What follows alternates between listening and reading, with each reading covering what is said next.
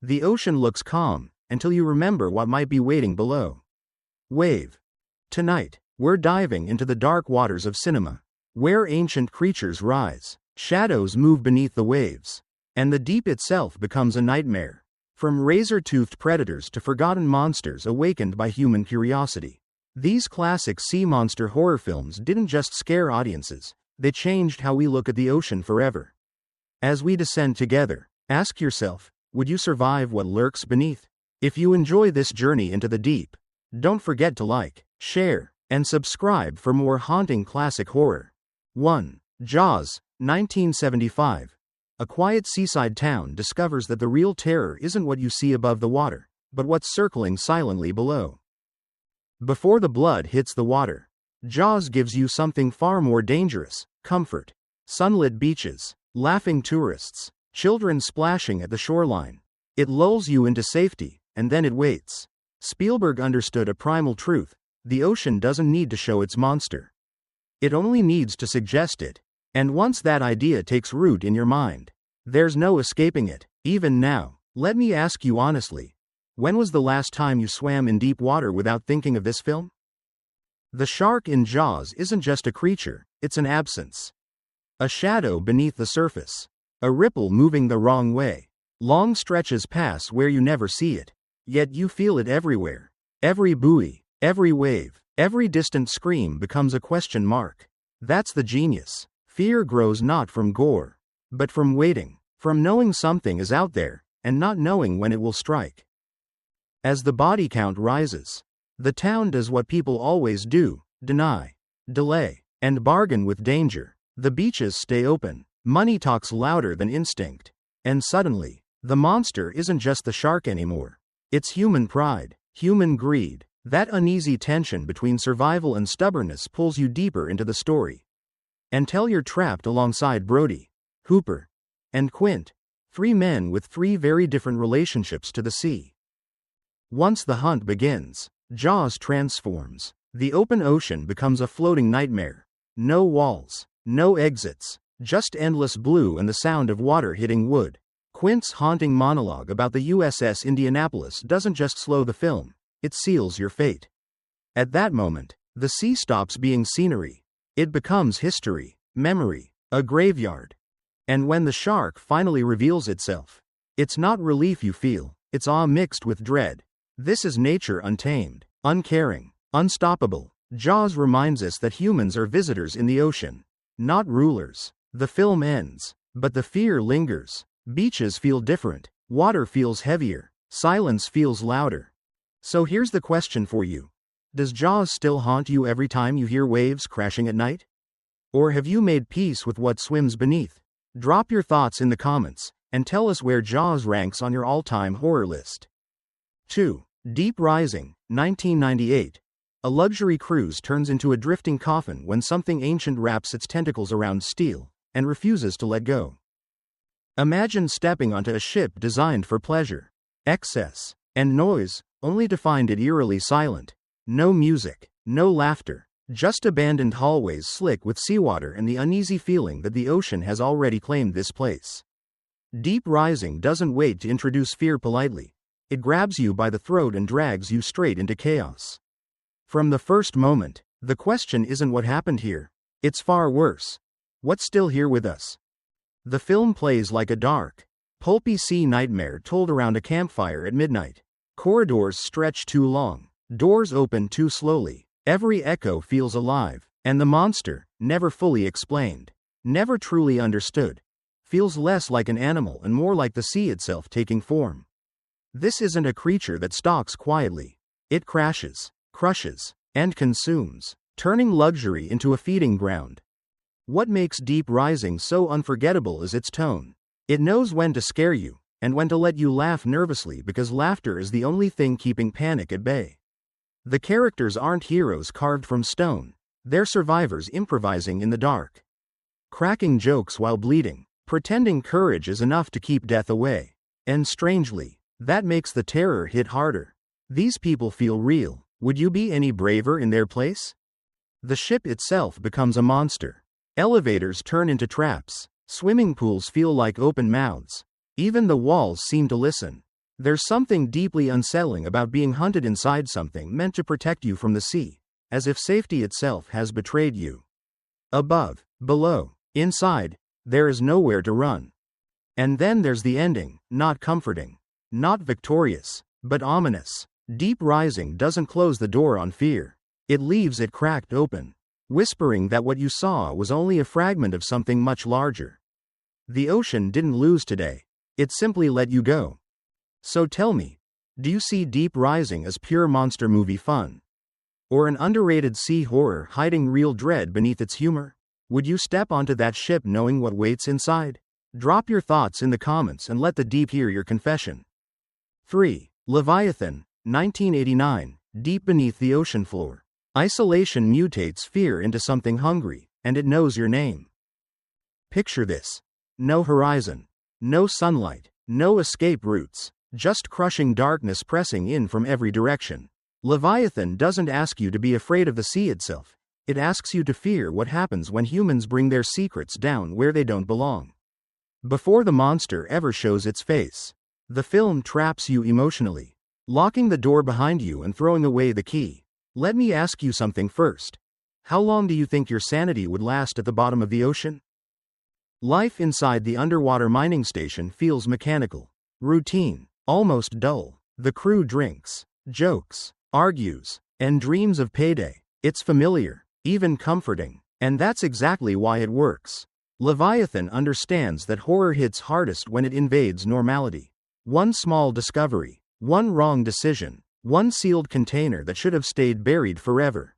And suddenly, the sea isn't the enemy, human curiosity is. As paranoia spreads, bodies change, trust collapses, and fear mutates into something grotesque. The monster here isn't clean or majestic. It's wet, broken, constantly shifting. It feels wrong in a way that crawls under your skin. This isn't a single creature you can face head-on. It's a reminder that once biology is corrupted. There's no clear line between victim and threat. Watching it unfold, you may find yourself asking, if someone you cared about started changing, would you save them? Or seal the door? What truly suffocates you while watching Leviathan is the environment. Narrow hallways, flickering lights, metal walls groaning under pressure. Every alarm sounds like a countdown. Every leak feels fatal. Up is impossible, down is death, and the silence between screams becomes unbearable. The ocean doesn't rage here, it waits, patient and heavy, daring you to make one more mistake. There's a grim intimacy to the horror. Death happens close, personal. You don't just watch people die, you watch them realize there's nowhere left to run. That realization, that quiet acceptance mixed with panic, is where Leviathan truly shines. It doesn't rely on shock alone. It lets dread settle in your chest and stay there. By the time the final moments arrive, survival feels less like victory and more like escape from a nightmare you'll never fully forget. Leviathan leaves you with a lingering thought. The deepest horrors aren't found in the ocean. They're born from what we bring down with us. So what do you think? Is Leviathan an underrated deep-sea nightmare? Or a flawed creature feature with teeth? Would you ever work miles below the surface knowing what might be watching?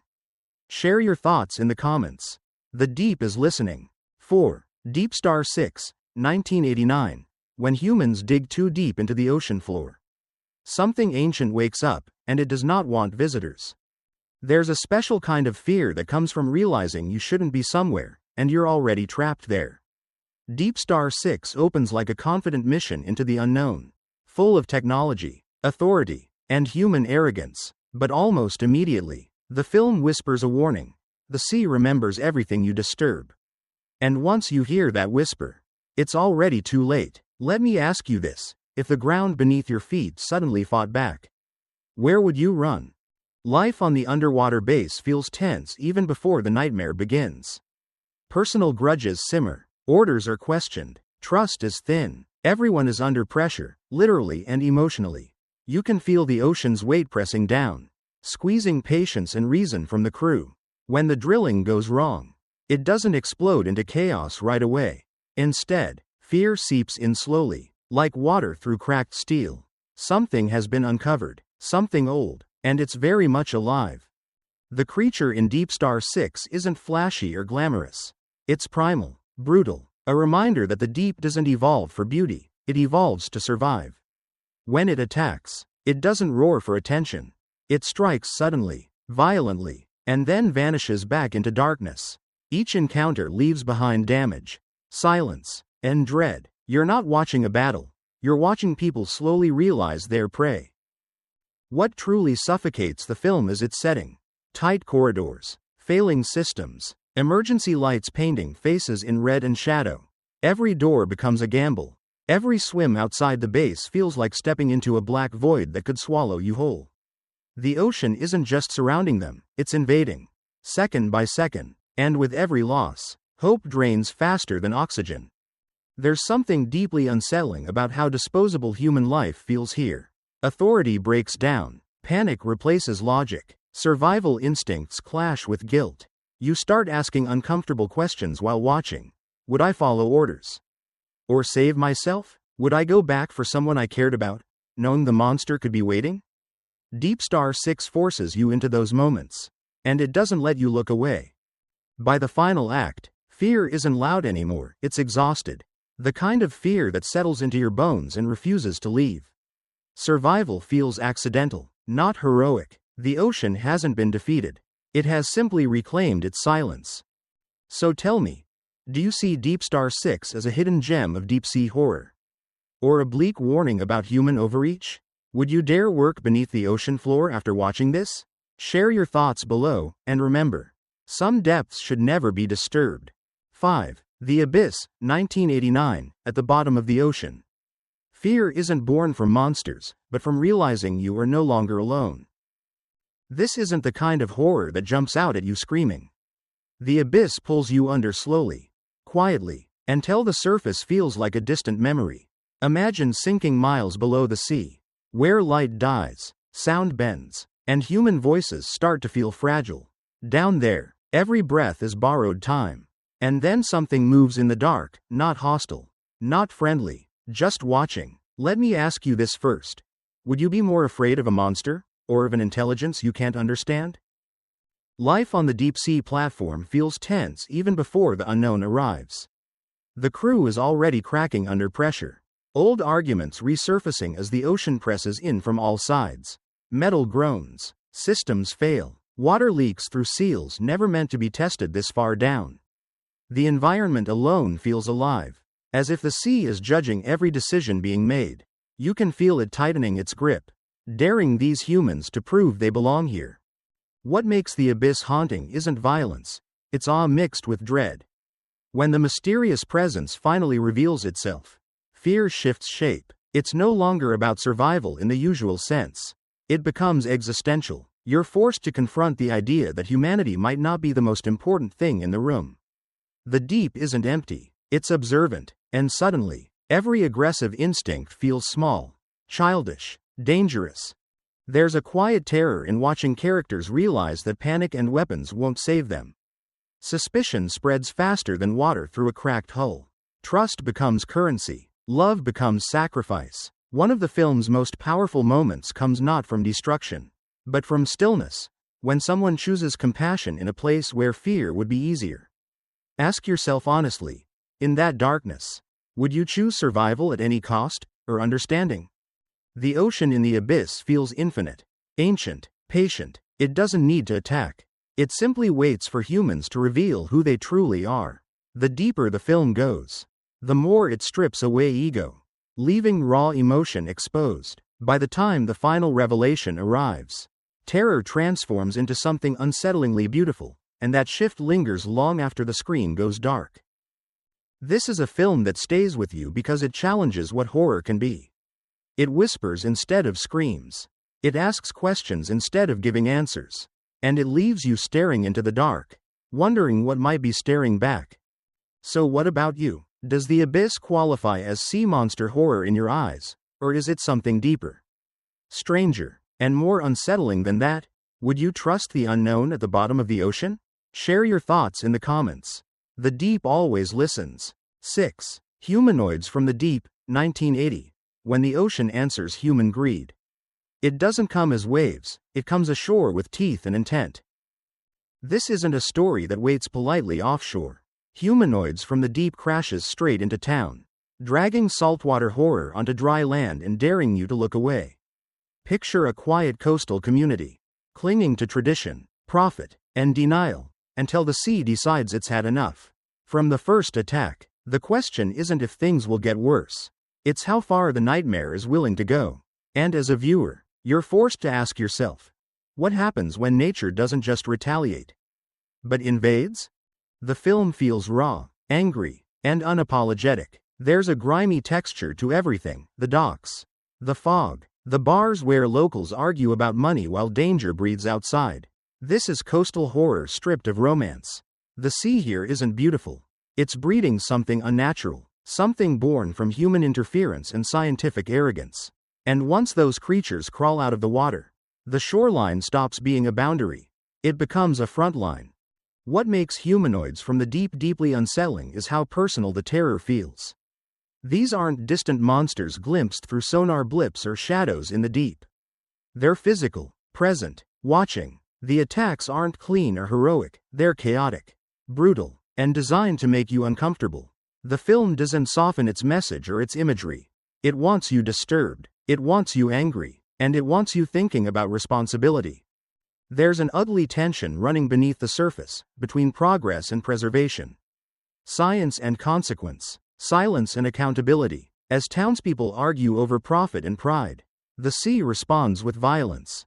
And slowly, you realize the monsters are only half the problem. Human denial, selfishness, and fear of change fuel the horror just as much as claws and fangs. Watching it unfold, you might wonder, if your town depended on something dangerous, would you speak up, or look away? The setting amplifies the dread. Fog rolls in like a warning. Night scenes feel exposed, as if the darkness itself is watching. Even the sound of waves feels threatening, like a countdown. And unlike many sea horror films, escape doesn't mean going back to land. Land is where the terror waits. By the end, Humanoids from the Deep leaves a bitter taste. Not because it's sloppy or careless, but because it refuses comfort. Survival feels compromised. Justice feels incomplete. The ocean hasn't been cleansed. It's been provoked. So tell me, do you see this film as exploitation horror pushed too far? Or a savage eco-horror warning wrapped in monster movie skin? Did it cross a line? Or was that the point? Drop your thoughts in the comments. The shoreline remembers everything. 7. Tentacles, 1977. When the sea decides to squeeze back, paradise turns into a slow, suffocating nightmare. At first, it feels like a postcard come to life: sunlit beaches, blue water stretching endlessly, tourists laughing without a care in the world. Tentacles knows this calm is fragile, and it leans into it just long enough for you to relax. Then something tightens beneath the waves. Something vast, something patient, and suddenly the ocean doesn't feel open anymore, it feels like a trap. Let me ask you, how safe would you feel knowing the water around you could reach out and grab you at any moment? Unlike fast, explosive sea horror, Tentacles works by constriction. Fear doesn't rush in, it coils. Attacks happen unexpectedly, violently, and then disappear back into the deep, leaving behind confusion and denial. Officials argue, scientists hesitate, tourists keep swimming, and the monster grows bolder. The film feeds on that collective refusal to accept reality. That human instinct to believe danger will stop on its own if we don't look directly at it. The creature itself feels less like an animal and more like an extension of the ocean's will. You don't see it clearly at first. Only fragments: an arm here, a shadow there, water moving the wrong way. That partial visibility makes the threat feel endless. As if the monster could be anywhere, everywhere, all at once. Watching it unfold, you start to feel boxed in by open water. A paradox that taps into a very old fear: being surrounded with nowhere to hide. What gives Tentacles its unsettling edge is how public the terror becomes. This isn't an isolated incident in some forgotten location. It's happening in full view of civilization. Beaches remain open. Boats keep sailing. The horror unfolds in daylight, in crowds, in places meant for leisure. And that makes it feel invasive. If it can happen here, in safety and sunshine, where can it not happen? There's also a quiet sadness beneath the fear. Nature isn't portrayed as evil, it's reacting. Pushed, disturbed, exploited. As the film progresses, the line between monster and consequence blurs. You may find yourself torn between wanting the creature stopped and wondering whether humanity invited this disaster in the first place. Would we really act differently if profit was on the line? By the final moments, relief doesn't come easily. The sea calms, but suspicion lingers. The water looks the same as it always has, and that's the most disturbing part. Tentacles leaves you with the uneasy feeling that the ocean doesn't need to roar to be dangerous. It only needs to reach. So what do you think? Is Tentacles an underrated slow-burn sea horror? Or a cautionary tale drowned by its era? After watching it, would you still dive into open water without hesitation? Share your thoughts in the comments. The tide is listening. 8. The monster that challenged the world, 1957, when a forgotten creature crawls out of ancient waters. Humanity learns how small it truly is. This film doesn't begin with screams or panic, it begins with curiosity. A quiet military base, calm water, routine days. The monster that challenged the world invites you into a world that believes it understands nature. Controls it, measures it, and then something ancient slips through the cracks. Not angry, not dramatic, just hungry. Let me ask you this. If a creature older than history suddenly appeared today, would we recognize the warning, or repeat the same mistakes? The horror here grows patiently. This isn't a monster that storms cities overnight. It observes, it feeds, it adapts. The creature moves with the confidence of something that has survived extinction itself. Watching it, you don't feel chased, you feel outdated, as if humanity has stumbled into a timeline where it no longer belongs. That subtle shift is what makes the film unsettling. The monster doesn't need to rush. Time is already on its side. What gives the story its eerie power is restraint. Long stretches pass where fear builds in silence. Characters talk in low voices. Scientists argue theories. Authorities hesitate. And somewhere beneath the surface, the creature grows bolder. Each disappearance feels like a quiet subtraction from the world. Barely noticed until it's too late. You start to feel the dread creeping in, not because of what you see, but because of what isn't being taken seriously. The setting amplifies this unease. Waterways feel narrow and exposed. Industrial spaces feel temporary, fragile, like tents pitched in a land that doesn't belong to us. The monster's presence turns familiar environments into hunting grounds. And suddenly every shadow in the water feels alive. The film taps into a primal fear, not being chased, but being replaced. There's also a haunting idea beneath the surface, that humanity is not the first ruler of this planet. And may not be the last. The creature isn't evil, it's natural, it's doing what it has always done. The true tension comes from watching humans scramble to assert dominance over something that never agreed to our rules.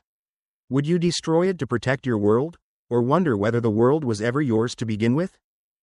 By the final act, confrontation feels inevitable, but victory feels uncertain. Even when the threat is addressed, the film leaves you with an uncomfortable truth. Ancient things don't disappear forever. They retreat, they wait, and they remember.